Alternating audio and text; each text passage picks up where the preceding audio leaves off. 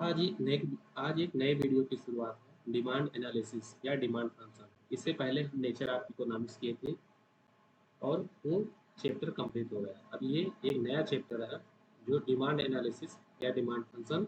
अब इसका क्वेश्चन करेंगे। ये सीरीज जो चल रही है ये चैप्टर वाइज चलेगी, जिसमें assistant professor, PGT, TGT, TET, SET, मतलब जितने भी क्वेश्चन आज की इकोनॉमिक्स में आए हैं डिमांड एनालिसिस से, सभी क्वेश्चन इसमें शामिल रहेंगे। तो डिमांड एनालिसिस का फर्स्ट क्वेश्चन देखते हैं। The theory of demand for money has been derived from. जो डिमांड फॉर मनी, जो थ्योरी ऑफ डिमांड है उससे मनी जो ड्राइव की गई है वो कहाँ से की गई है? तो की गई है exchange, equation of exchange, demand deposit equation multiply investment demand. तो इक्वेशन ऑफ एक्सचेंज से जो डिमांड फंक्शन है उसमें जो मनी ड्राइव की गई है इक्वेशन ऑफ एक्सचेंज से की गई है। इसका ऑप्शन ए सही है। सेकंड क्वेश्चन है, Dzire desire to have a commodity backed by willingness to ability to purchase that commodity given price at point of time। कह रहा है एक प्राइस दिया है पॉइंट एट टाइम पर, तो उस विलिंगनेस जो हमारी इच्छा है उस पर वो कमोडिटी परचेज करते हैं, उसको हम क्या बोलते हैं? कोई प्राइस दिया है और उस कमोडिटी को परचेज करने की जो हमारी इच्छा है उसको क्या बोलेंगे? उसको हम क्या बोलेंगे? डिमांड बोलेंगे, क्योंकि हम उसको परचेज करने की इच्छा, अपनी इच्छा बता रहे हैं कि ये चीज़ हमको चाहिए, ये चीज़ हमको चाहिए, इसका मतलब ये चीज़ हम डिमांड कर रहे हैं। ठीक, इसका आंसर क्या हो जाएगा? डिमांड होगा, क्योंकि सप्लाई तो होगा नहीं, यूटिलिटी होगा नहीं, इलास्टिसिटी होगा नहीं, तो डिमांड ही होगा। और डिमांड कैसे होगा? क्योंकि पॉइंट ऑफ टाइम पर कोई प्राइस दी गई है, उस पर हम क्या कर रहे हैं?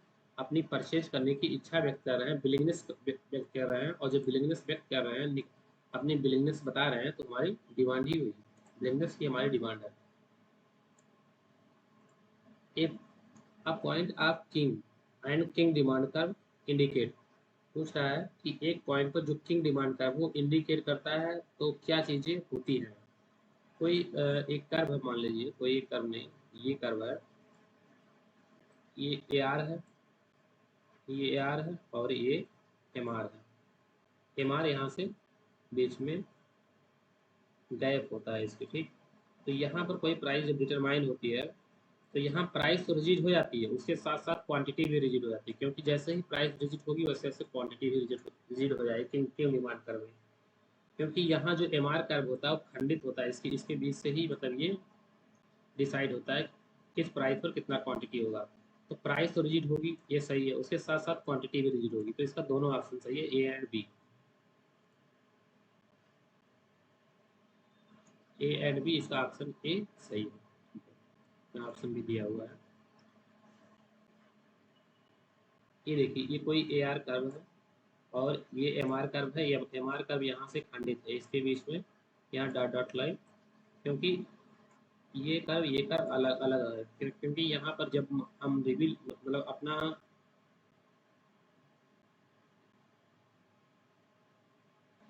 जब यहाँ पर अपना प्रेफरेंस रिवील करते हैं तो एक डिमांड कर्व ये होता है और एक डिमांड कर्व ये होता है, अलग अलग होता है, इसलिए एम आर कर्व यहाँ खंडित हो जाता है, क्योंकि एक एम आर कर्व कुछ ऐसे जाएगा और एक ऐसे आएगा। ठीक है, ये थ्योरी का पार्ट है,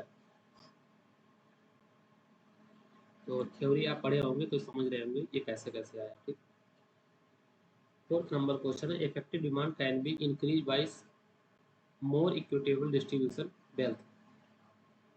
Effective demand for investment is more complex and more unstable than effective demand consumption। ठीक है, effective demand can be increase more equitable distribution of wealth. कह रहा है ये इक्विटेबल डिस्ट्रीब्यूशन होगा तो इफेक्टिव डिमांड उससे इंक्रीज होगी, ये बात सही है। ये सबके पास ये सबके पास इक्विटेबल डिस्ट्रीब्यूशन है, तो सब अपनी बिलिंगनेस टू डिमांड पूरा करने के लिए डिमांड को बढ़ाएगा, और डिमांड बढ़ाएगा तो इफेक्टिव डिमांड बढ़ जाएगी। ओवरऑल डिमांड को ही इफेक्टिव डिमांड बोलते हैं, या एग्रीगेट डिमांड को इफेक्टिव डिमांड बोलते हैं। ठीक है, तो ये ऑप्शन सही है। आर क्या है, रीजन क्या है? Effective demand for investment more complex more unstable than the effective demand consumption. ठीक है, तो ये क्या होता है कि effective demand investment more complex and more unstable effective demand consumption. देखिए, ये ऐसे कुछ होता है, एग्रीगेट सप्लाई ऐसे, और एग्रीगेट डिमांड कुछ ऐसे होता है, ठीक। और यहाँ पर कहीं पर क्या होता है कि ये हमारा एम्प्लॉयमेंट लेवल या इनकम लेवल होता है। लेकिन यहाँ पर क्या होता है, ये पार्शियल रूप से तो फुल एम्प्लॉयमेंट होता है, बट एब्सोल्यूट फुल एम्प्लॉयमेंट नहीं होता है। टोटली फुल एम्प्लॉयमेंट होने के लिए एग्रीगेट सप्लाई को, सॉरी, एग्रीगेट सप्लाई नहीं, एग्रीगेट डिमांड, ये कर्व नहीं, इसको टाइप, ये कर्व एग्रीगेट डिमांड को हम और बढ़ा देते हैं, ठीक। एग्रीगेट डिमांड हमारी जब बढ़ती है तो यहाँ क्या होता है, सी प्लस आई प्लस जी, यहाँ पर हमारा जी बढ़ जाता है, ठीक है। तो इस जी के बढ़ने के कारण क्या होता है, ये हमारा इसमें प्राइस बढ़ जाता है, ठीक। और उसके साथ साथ हमारा इनकम लेवल बढ़ जाता है। अब इससे ज़्यादा यदि हम डिमांड बढ़ाएंगे, इससे ज़्यादा जी बढ़ाएंगे, तो हमारा इन्फ्लेशनरी प्रेशर आएगा, ठीक है। उसके बाद एम्प्लॉयमेंट नहीं बढ़ेगा। तो इसका ऑप्शन दोनों सही है, ए एंड बी।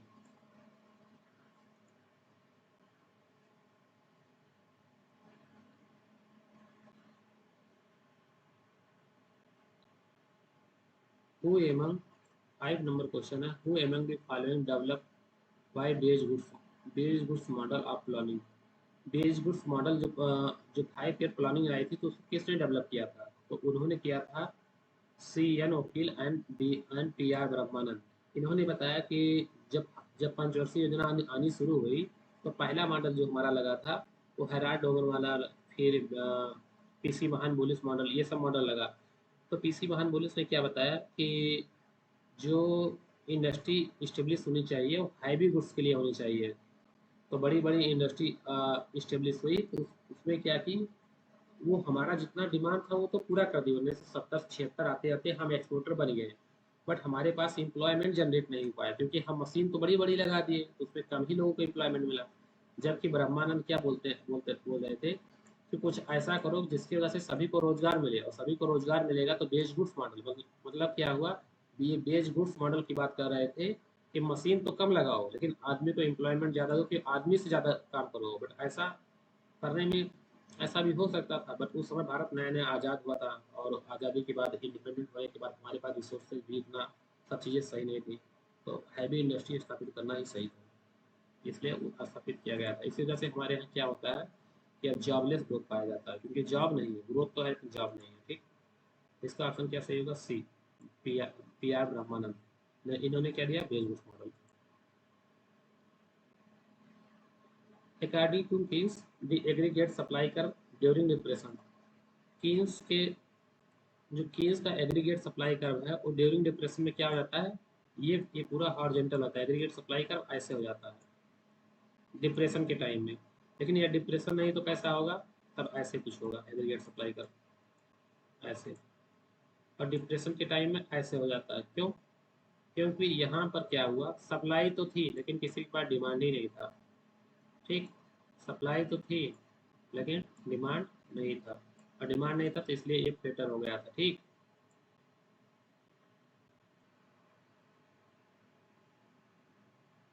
आगे बढ़ते हैं, तो हमारा 7th नंबर क्वेश्चन है, which among the following statement incorrect. इसमें कह रहा है कौन सा स्टेटमेंट इनकरेक्ट है। ये two demand curve are linear and parallel to each other, एक दूसरे के क्या है, दोनों डिमांड कर्व पैरेलल है, ऐसे कुछ, ठीक। Then at particular price the coefficient of elasticity would be same different demand curve. कह रहा है कि यदि प्राइस ऐसे दिया हो, तो दोनों पर क्या इलास्टिसिटी, पॉइंट ए ये हो गया और पॉइंट बी, कह रहा दोनों पर इलास्टिसिटी सेम है। ऐसा ऐसा बिल्कुल नहीं, यहाँ पर इलास्टिसिटी ज़्यादा होगी और यहाँ पर कम होगी, ठीक। तो ये ऑप्शन गलत है, गलत, हम इनकरेक्ट पूछा है तो सही है, इसके लिए सही है ऐसा, ठीक है। तो ऑप्शन ये इसका सही है। One linear demand curve all 5 from elasticity depicted. हाँ, ये कोई लीनियर कर्व है, मतलब ये सही है, इनकरेक्ट पूछा है तो ये सही है, लेकिन वन लीनियर डिमांड कर्व है तो 5 फ्रॉम द इलास्टिसिटी डिपेक्टेड, ये कोई इलास्टिसिटी, तो इसमें 5 इलास्टिसिटी होती है अलग अलग, एक ही डिमांड कर्व पर अलग अलग इलास्टिसिटी होती है। जैसे यहाँ पर क्या होगी, यहाँ पर इनफाइनाइट होगी, यहाँ पर जीरो होगी, यहाँ पर कुछ, यहाँ पर एक से ज़्यादा होगी, यहाँ एक होगी, यहाँ एक से कम होगी। ठीक, ये ठीक है। if two demand curve are linear, if two demand curve are linear and the intersecting each other, then the coefficient of elasticity would be same on different demand curve at the point of intersection। ठीक है, क्योंकि कह रहा है ये ऐसे कुछ demand curve, दो डिमांड कर्व ये इंटरसेक्ट कर जाते हैं, तो यहाँ पर इलास्टिसिटी सेम होगी। हाँ सेम होगी, दोनों पर यहाँ पर दोनों की इलास्टिसिटी सेम होगी इस पॉइंट पर। सी नंबर ऑप्शन, तो ये सही है। डी नंबर क्या है, the price of elasticity of demand is expressed in the term of relative not absolute change in price of quantity. कह रहा है ये price of elasticity demand express करता है term of relative not absolute. हाँ, जब प्राइस ऑफ इलास्टिसिटी है तो रिलेटिव ही रहेगा, एब्सोल्यूट तो ऐसा होगा नहीं कि प्राइस चेंज हो जाए क्वांटिटी कोई इफेक्ट नहीं पड़ेगा, ऐसा नहीं होगा। जब चेंज होगा तो प्राइस चेंज होगी, होने पर क्वांटिटी को इफेक्ट पड़ेगा। तो ऑप्शन डी भी सही है, लेकिन इसमें इनकरेक्ट पूछा है, इसलिए ऑप्शन नंबर ए सही है, मतलब गलत ये है इसलिए ये सही है। 8 नंबर क्वेश्चन है, in the case of given goods the demand curve will be. Given goods के केस में जो हमारा डिमांड कर्व क्या है वो अपवर्ड होगा, क्योंकि इसमें जैसे इसमें ये होता है कि इसमें लॉ ऑफ डिमांड लागू ही नहीं होता, और लॉ ऑफ डिमांड जब इसमें अप्लाई नहीं होगा, तो लॉ ऑफ डिमांड जब अप्लाई नहीं होगा तो इसका मतलब क्या हुआ, लॉ ऑफ डिमांड क्या है, प्राइस बढ़ने पर क्वांटिटी डिक्रीज होती है। और इसमें क्या होता है, ये लॉ ऑफ डिमांड में होता है। ठीक, और इसमें क्या होता है, प्राइस बढ़ने पर या प्राइस इंक्रीज होने पर क्वांटिटी भी इंक्रीज हो जाती है। ठीक, और प्राइस डिक्रीज होने पर क्वांटिटी भी डिक्रीज होती है, क्योंकि लॉ ऑफ डिमांड यहाँ फेल होता है। इसलिए जब प्राइस बढ़ेगा, ऐसे ये क्वांटिटी है और ये प्राइस है, ये अपवर्ड स्लोपिंग, मतलब प्राइस भी बढ़ रहा है तो क्वांटिटी भी बढ़ रही है, प्राइस भी बढ़ रहा है क्वांटिटी भी बढ़ रही है। ठीक, तो इसका क्या हो जाएगा, अपवर्ड स्लोपिंग। ए आपका नंबर ये सही है। यहाँ दिया भी गया है, ग्राफ भी दिया गया, प्राइस इंक्रीज हो रहा है, डिमांड भी बढ़ रही है, प्राइस इंक्रीज हो रहा है, डिमांड भी बढ़ रही है। ये किस केस में होगा, केवल गिवन गुड्स केस में होगा और किसी गुड्स में नहीं होगा। 9th नंबर क्वेश्चन है, which of the following is are correct. इसमें कौन सा करेक्ट है। In the Keynesian theory, higher the level of effective higher the higher the level of effective demand, greater the value of employment, greater the value of employment। ठीक है। The classical economists believe that effective demand is always larger enough to ensure the full employment। हाँ, ये कह रहा है कि यदि क्या होगा, Keynesian theory, higher the level of effective demand, ये इफेक्टिव डिमांड ज़्यादा है, ग्रेटर देन है तो वैल्यू फॉर एम्प्लॉयमेंट, ये सही है। क्योंकि यहाँ पर क्या होता है, ऐसे कर्व बनता है, तो ये हो गया एग्रीगेट, ये हो गया एग्रीगेट डिमांड, तो ये इफेक्टिव डिमांड हो गया, ये दोनों जहाँ पर काटेंगे ये पॉइंट हमारा क्या हुआ, इफेक्टिव डिमांड हुआ। ठीक, इसके बाद क्या होगा, अब यदि हमारा जी बढ़ जाए, यहाँ सी मान लीजिए, यहाँ सी प्लस आई था, यहाँ सी प्लस जी है, हमारा जी बढ़ जाए तो क्या हो जाएगा कि इफेक्टिव डिमांड तो हमारा ज़्यादा हो जाएगा। ठीक, ये हमारा डिमांड कर्व है, ये है हमारा डिमांड कर्व। ठीक, ये हमारा डिमांड, तो इफेक्टिव डिमांड तो हमारा ज़्यादा हो गया। देखिए इफेक्टिव डिमांड ये हो गया, ये नया कर्व ऐसे कुछ बनेगा, तो इफेक्टिव डिमांड तो हमारा ज़्यादा हो गया, और इफेक्टिव मतलब सप्लाई उतना नहीं बढ़ पाई। ठीक, तो यहाँ इन्फ्लेशनरी प्रेशर आ जाता है, तो इसलिए क्या होगा, हायर द एम्प्लॉयमेंट, मतलब उससे ज़्यादा हो जाएगा। ठीक है, हमारा इफेक्टिव डिमांड उससे ज़्यादा होगा। क्लासिकल टर्म इकोनॉमिक बिलीव, मतलब ये ऑप्शन सही है। In the classical economics believe that effective demand is always larger. Classical economy believe करते हैं कि effective demand is always larger होगी। जब इसमें हो ही रहा है तो बिलीव करना है ना बिलीव करना वो बात कोई है ही नहीं। यदि ये बिलीव करते हैं तो भी ठीक है, ये ऑलवेज लार्जर होगी, सही है। ठीक, ये भी ऑप्शन सही है।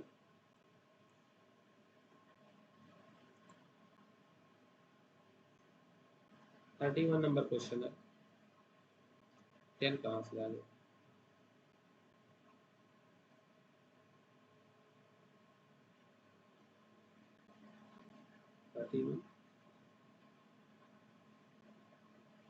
एक मिनट, 10 नंबर एक क्वेश्चन है, the quantity demand is decrease function of price is static model, ठीक है, क्योंकि quantity of demand is decrease function of price is static model.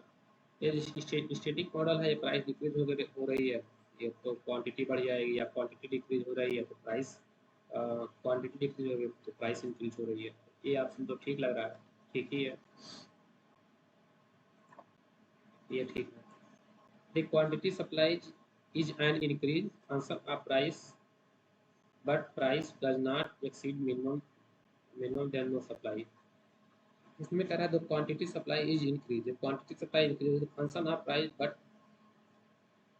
Increase function of price, quantity supply, क्योंकि हम producer के हिसाब से देख रहे हैं, एक क्वांटिटी सप्लाई, सप्लाई क्या हो रही है, बढ़ रही है, इंक्रीज हो रही है, तो उसके साथ साथ क्या होगा, प्राइस भी इंक्रीज हो जाएगा। क्यों, प्राइस इंक्रीज होने पर या सब प्राइस या ऐसे, supply is the function of price, supply is the function of price, तो प्राइस की इंक्रीज होने पर सप्लाई इंक्रीज हो जाएगी। तो यहाँ पर अभी इतना बोल रहा है, the quantity supply is increase the function of price, increase the function of price. तो कह रहा है उसके साथ साथ जैसे ही प्राइस इंक्रीज होगा तो क्वांटिटी भी इंक्रीज हो जाएगी, इतना ठीक है, but price does not exceed the minimum, जब प्राइस प्राइस जो है, जो मिनिमम प्राइस है वो एक्सीड नहीं हो रही है, उससे ज़्यादा बढ़ ही रही है, देन नो सप्लाई, तो कोई सप्लाई नहीं होगी। हाँ ये बात सही है, यदि प्राइस नहीं इंक्रीज हो रही है तो प्रोड्यूसर क्या करेगा, सप्लाई करेगा ही नहीं, ठीक है, तो ये भी ऑप्शन सही है, जब प्राइस इंक्रीज होगी तो सप्लाई इंक्रीज होगा, बट यदि यदि प्राइस इंक्रीज नहीं होगी तो सप्लाई इंक्रीज नहीं होगा, ये ऑप्शन सही है। सी क्या है, quantity demand and quantity supplied is stock variable, हाँ ये सही है, quantity demand quantity supply is stock variable, क्योंकि पॉइंट ऑफ टाइम पर दोनों इक्विलिब्रियम में होते हैं और दोनों एक ही टाइम पर हो जाते हैं, इसलिए ये एक्स मतलब क्या होगा, ये भी सही है। ऐसे दोनों अलग अलग नहीं लेंगे, पॉइंट ऑफ टाइम में जब इक्विलिब्रियम में लेंगे तो दोनों स्टॉक होंगे, अदरवाइज अलग अलग हो जाएंगे। The market is an the market is in equilibrium when the excess demand curve, कह रहा है जब मार्केट इक्विलिब्रियम में होगा तो एक्सेस डिमांड कर्व मतलब एक्सेस डिमांड जीरो होगा, सही है, ये डिमांड हमारा है और ये सप्लाई है, यदि यहाँ इक्विलिब्रियम में है ऐसे, तो एक्सेस तो यहाँ होता है ना, एक्सेस तो यहाँ पर होता है, तो एक्सेस कुछ भी नहीं है, और अंडर यहाँ पर होता है, ठीक है, तो यहाँ इक्विलिब्रियम में है, मतलब कि दोनों पर ना कोई एक्सेस है और ना कोई अंडर है, ठीक, तो ये भी ऑप्शन सही है, ये भी सही है, ये भी सही है, इसका ऑल आर ट्रू, इसका डी सही है। एक Adam Smith publish in his book an inquiry into the nature and causes of wealth of nation, 1776 में इनकी बुक आती है, ऑप्शन नंबर बी इसका सही है, 1776। 12th number question, which of the following considered important mercantilism, mercantilism एक ही चीज़ की बात करते हैं, केवल ट्रेड करो और ट्रेड करो और ट्रेड में हमारा सरप्लस होना चाहिए, और सरप्लस होगा तो हमारे पास गोल्ड आएगा और गोल्ड आएगा तो हम पावरफुल होंगे, वो इम्पोर्ट की बात नहीं करते हैं, कहते हैं इम्पोर्ट हमको कम करना है, ज़्यादा से ज़्यादा हमको एक्सपोर्ट करना जिससे हमारे पास गोल्ड आए, सरप्लस आए, क्योंकि उस समय गोल्ड ही से ही ट्रेड होता था, इसलिए मर्केंटिलिज्म ट्रेड पर ज़्यादा विश्वास करते हैं अपने देश को पावरफुल करने के लिए।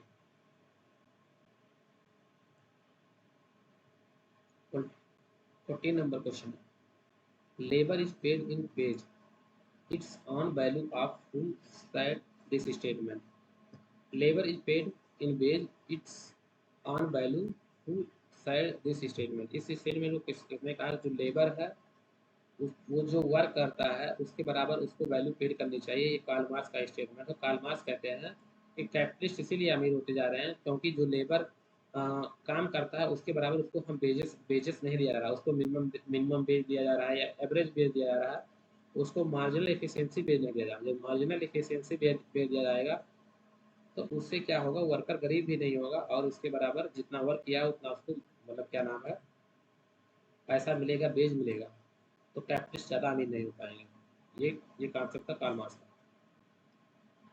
15 नंबर क्वेश्चन है, Keynes was most concern with the following concept, Keynes किस कॉन्सेप्ट से ज़्यादा संबंधित थे, क्या संबंधित थे, तो कौन सा कॉन्सेप्ट, इससे पहले हम क्लासिकल को देखते हैं, तो क्लासिकल क्या था, सप्लाई क्रिएट्स इस ऑन डिमांड, तो कीन्स इसी के अपोजिट आए थे, डिमांड क्रिएट्स इस ऑन सप्लाई, तो डिमांड की बात करते हैं, डिमांड फुल इन्फ्लेशन, क्योंकि अच्छा इन्फ्लेशन भी है लेकिन डिमांड की बात करते हैं, तो इनका ऐसे क्या है, ये एग्रीगेट सप्लाई एग्रीगेट डिमांड है, तो यहाँ पर डिमांड टू इन्फ्लेशन, ये है डिमांड टू इन्फ्लेशन, इससे संबंधित demand to inflation.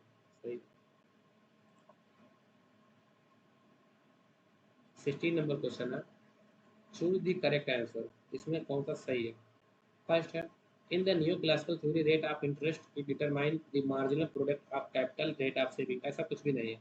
Marginal product of capital saving ये सब न्यू क्लासिकल में, न्यू क्लासिकल में जहाँ होगा जहाँ डिमांड एंड सप्लाई होगा, ये नहीं है। In the new classical theory rate of interest determined by the demand and supply loanable fund. हाँ, new classical theory of demand interest is determined, इसमें इंटरेस्ट का जो डिटर्मिनेशन होता है वो डिमांड एंड सप्लाई से होता है। लोनेबल फंड थ्योरी है new classical loanable fund theory, interest determine demand and supply, ये ऑप्शन सही है, बाकी और ऑप्शन गलत होगा। In the classical theory interest, classical theory नहीं, क्लासिकल थ्योरी तो कहते हैं कि आपके पास पैसा है तो आप उसको एक किसी को दे रहे हैं, तो आप उसकी जो त्याग करने की लिक्विडिटी है, जो इंटरेस्ट मिल रहा है उसकी त्याग करने की, जो त्याग करते हैं उसका इंटरेस्ट रेट है, ये ऐसे कुछ बात करते हैं, तो ये तो होगा नहीं। In the model theory rate of interest is determined by the demand by supply time of point, model theory. ये मॉडल थ्योरी इस चीज़ की तो बात करती है, बट यहाँ पूछा क्या है, न्यू क्लास, नहीं करेक्ट पूछा, in the model theory of rate of interest determined by the demand and supply and point of time deposit, ये टाइम डिपोजिट जो कॉन्सेप्ट है इस वजह से गलत हुआ, नहीं तो ये सही होता, क्योंकि यही थ्योरी न्यू क्लासिकल ही, न्यू क्लासिकल जो डिमांड एंड सप्लाई है ये मॉडर्न में कन्वर्ट होगी, इससे बेहतर थ्योरी नहीं है ठीक। रेट ऑफ इंटरेस्ट डिटरमाइन करने के, तो ये होगा यहाँ तो एक एक क्वेश्चन छूट गया था।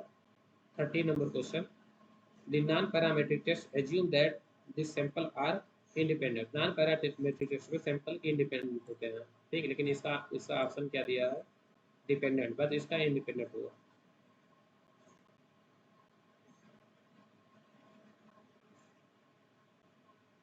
ये हाँ ये हो गया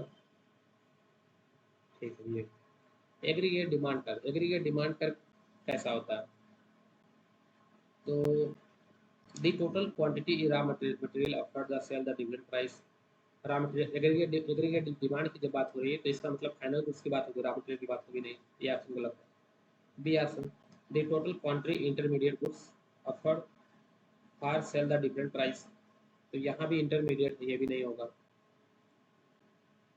the total quantity intermediate and final goods, intermediate and final जोड़ दिया, ये भी हटाओ, ये भी गलत है, ये भी गलत है, ये भी गलत है।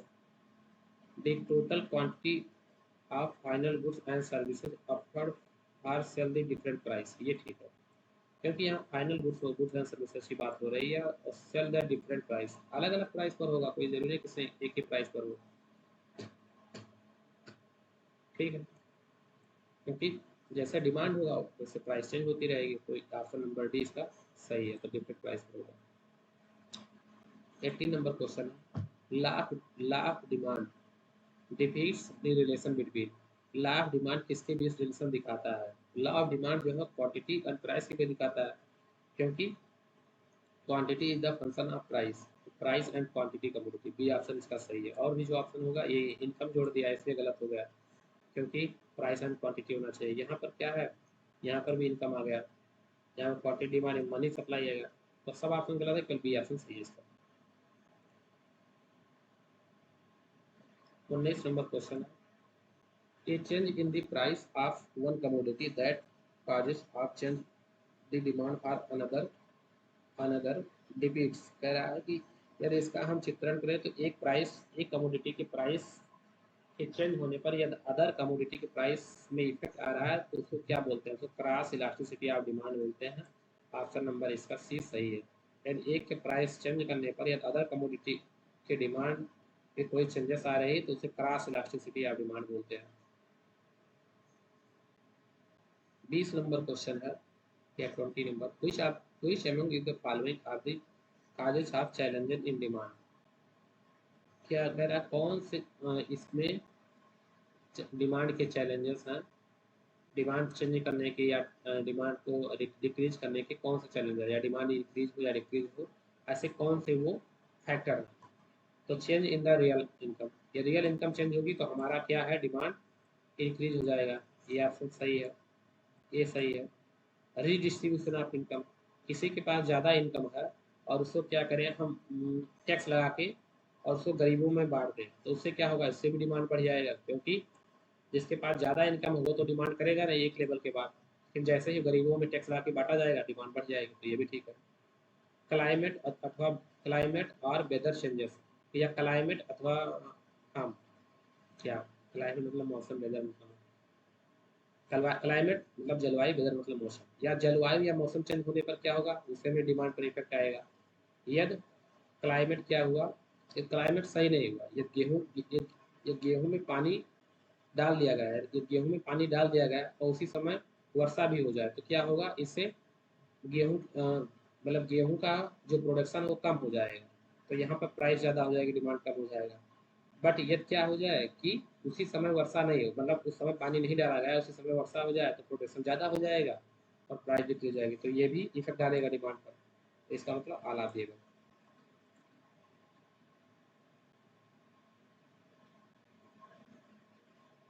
21 नंबर, 21 नंबर क्वेश्चन, कुछ of the following is wrong, इसमें कौन सा रॉन्ग है, ठीक। Demand curve is always slope downward irrespective of commodity, जब डाउनवर्ड होगा स्लोप, हाँ ये ऑलवेज डाउनवर्ड स्लोप होता ही है, लेकिन रिस्पेक्टिव ऑफ कमोडिटी होता है, ये रिस्पेक्टिव नहीं होता है, उसके रिस्पेक्ट में होता है कमोडिटी के, ठीक। तो यही ऑप्शन इसका गलत है, ठीक। डाउनवर्ड स्लोपिंग डिमांड का follow the law of the marginality, हाँ ये फॉलो करता है, ये सही है, पर गलत पूछा तो ये, demand means how much person will be willingness to buy commodity a certain price of possible price during the same specific period, कह रहा है उस सेम स्पेसिफिक पीरियड में या विशिष्ट समय में जो प्राइस दी गई है उस पर कोई पर्सन कितना अपनी अपनी कमोडिटी, मतलब उसकी जो इच्छा है उसके अनुसार कितना कमोडिटी बाई करना चाहता है, खरीदना चाहता है, उसको हम डिमांड बोलते हैं, उसका मतलब डिमांड, हाँ ये सही है। आला दी, नहीं ये गलत है, मतलब ये सब सही है एकदम से, लेकिन गलत जो है ये है, तो इसलिए ये सही है, क्योंकि गलत पूछा है। 22 नंबर क्वेश्चन है, गिफन पैराडॉक्स होल्ड, इसमें गिफन पैराडॉक्स कहाँ होता है, when the demand curve is slope of downward, ये नहीं होगा, क्योंकि गिफन पैराडॉक्स में क्या होता है, प्राइस एंड क्वांटिटी दोनों इंक्रीज करती है, तो इसलिए वहाँ जो डिमांड कर्व होगा वो अपवर्ड स्लोपिंग होगा। When the demand curve is rising, यही सही है, क्योंकि डिमांड कर्व ही राइज होगा, व्हेन जब प्राइस इंक्रीज होगी तो उस समय क्वांटिटी भी इंक्रीज हो जाता है, और क्वांटिटी इंक्रीज होगा तो डिमांड कर्व क्या होगा, अपवर्ड स्लोपिंग हो जाएगा, ठीक। यहाँ से वह डिमांड कर दिया हॉरिजॉन्टल, ये नहीं होगा, वह डिमांड कर दी वर्टिकल, ये भी नहीं होगा, ये दिया भी गया है, ऐसे हो जाएगा। Given paradox are, these are the goods that people consume more as the price rise, the vice versa, हाँ कह रहा है जब इसमें प्राइस राइज हो जाएगा, प्राइस बढ़ेगी तो उस समय लोग कंजप्शन ज़्यादा करेंगे, मतलब दीज पीपल वह लोग ज़्यादा कंजप्शन करेंगे, ये सही है, क्योंकि गिवन पैराडॉक्स यही बोलता है, प्राइस नीचे जब क्वांटिटी बढ़ जाएगी, तो क्वांटिटी बढ़ जाएगी मतलब डिमांड बढ़ जाएगी, कंजप्शन बढ़ जाएगा, तो ये आपको सही है। These are also ordinary goods, कह रहा है ये नॉर्मल गुड्स है, नहीं नॉर्मल गुड्स कहाँ होती है, गिवन गुड्स नॉर्मल गुड्स होती ही नहीं। These are goods are people consume less of as the price rise vice versa, ऐसा होता है नहीं, क्योंकि प्राइस राइज होगा तो लेस कंज्यूम करेंगे, ये तो नॉर्मल गुड्स में होता है या ऑर्डिनरी गुड्स में होता है, ऐसा होता नहीं। These these are the goods are people indifferent to which the change of price, ये प्राइस चेंज हो रहा है तो पीपल जो है इनडिफरेंट है उसी पर, उसी कमोडिटी मतलब उसी कंजप्शन पर तटस्थ है या स्थिर है, ऐसा होता नहीं, न्यूट्रल तो है नहीं। तो ऐसा ऐसा भी नहीं होता, ऐसा ना नॉर्मल में होता है ना गिवन में होता है, ये भी ऑप्शन नहीं, तो ऑप्शन यही इसका सही है।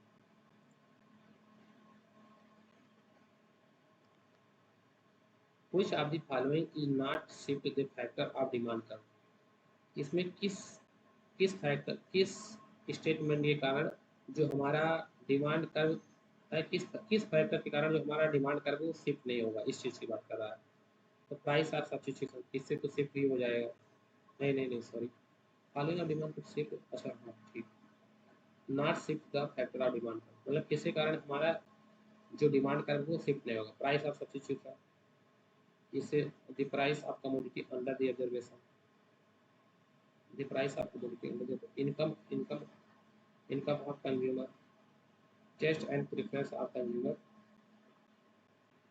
तो price of commodity under observation से क्या होगा कि हमारा जो डिमांड कर्व है वो शिफ्ट नहीं होगा, क्योंकि डिमांड कर्व कुछ ऐसे है, ये डिमांड कर्व है। अब यहाँ पर इसका ऑब्जर्वेशन हम किस में कर रहे हैं, प्राइस और प्राइस एंड क्वांटिटी में या कमोडिटी में। ठीक, तो प्राइस है ये दो ऐसे हैं, दो प्राइस है, एक यहाँ P1 है और एक P2 है। ये प्राइस इंक्रीज होके इतना हो गई तो हमारी क्वांटिटी डिक्रीज होके इतना हो गई, कितना क्वांटिटी कम हो गई। बट इससे क्या हुआ, हमारा डिमांड कर्व तो वही है, जो था वही है, उससे चेंज नहीं हुआ। ठीक, तो इससे क्या होगा, इससे नहीं शिफ्ट होगा, प्राइस आप सब्स्टिट्यूशन में चेंज हो जाएगा। ये हाँ चेंज हो जाएगा। इनकम हम कंज्यूमर, इन कंज्यूमर की इनकम इंक्रीज हो गई तो भी चेंज होगा, टेस्ट एंड प्रेफरेंस कंज्यूमर, इसमें भी चेंज हो जाएगा। Other things remaining constant, yes, other चीज़ें कांस्टेंट हैं, अदर जो कुछ है वो कांस्टेंट है। If there is successfully advertisement, तो उस समय का एडवर्टीजमेंट सक्सेसफुली किया जाता, कैंपेनिंग किया जाता for the commodity, the demand कर सेम सेल कह सेम। तो यदि अदर थिंग्स सब कुछ कांस्टेंट है, कोई कोई दिक्कत नहीं हो रही है, और उस समय हम एडवर्टीजमेंट कर रहे हैं, तो हमारा डिमांड कर सेम डिमांड कर्व क्या होगा, एडवर्टीजमेंट करने के बाद जो हमारा सीमा सेम डिमांड कर्व है उसमें क्या इफेक्ट पड़ेगा, सेल भी क्या होगा।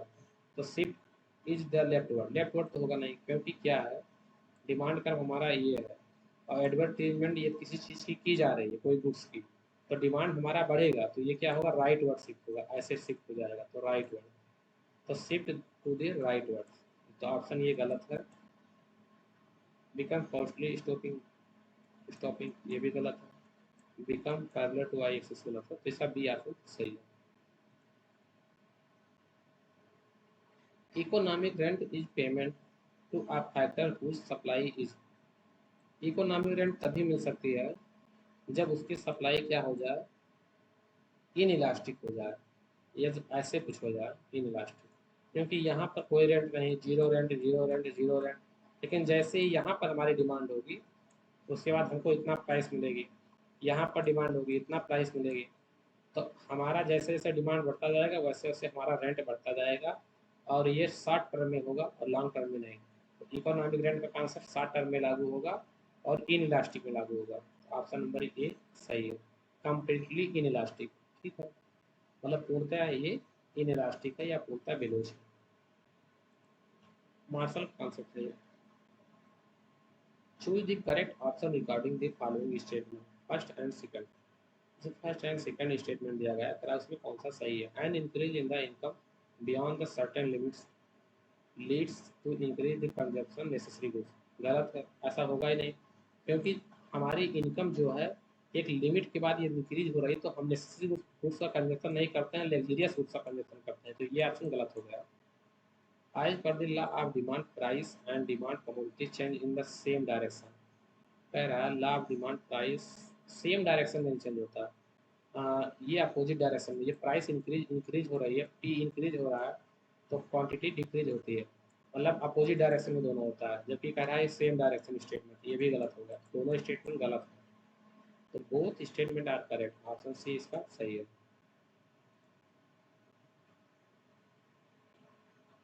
28 नंबर क्वेश्चन है, generally the slope of demand curve being, मतलब जनरली जो डिमांड कर्व का स्लोप होता है क्या होता है, डाउनवर्ड लेफ्ट टू राइट, हाँ यही होता है, ऐसे होता है, लेफ्ट टू राइट, ये हमारा लेफ्ट होता है, हम ये जिसके सामने खड़े होंगे तो हमारा ये लेफ्ट हो जाएगा, हमारा हैंड ये लेफ्ट ही तो होगा और ये राइट होगा, तो downward sloping left to right, option number B इसका सही है, सही है। अब आज इतना ही करते हैं, आगे फिर करते चलेंगे, अभी तो ये चलता रहेगा, खत्म नहीं होगा। ठीक है, आज यहीं तक खत्म करते हैं।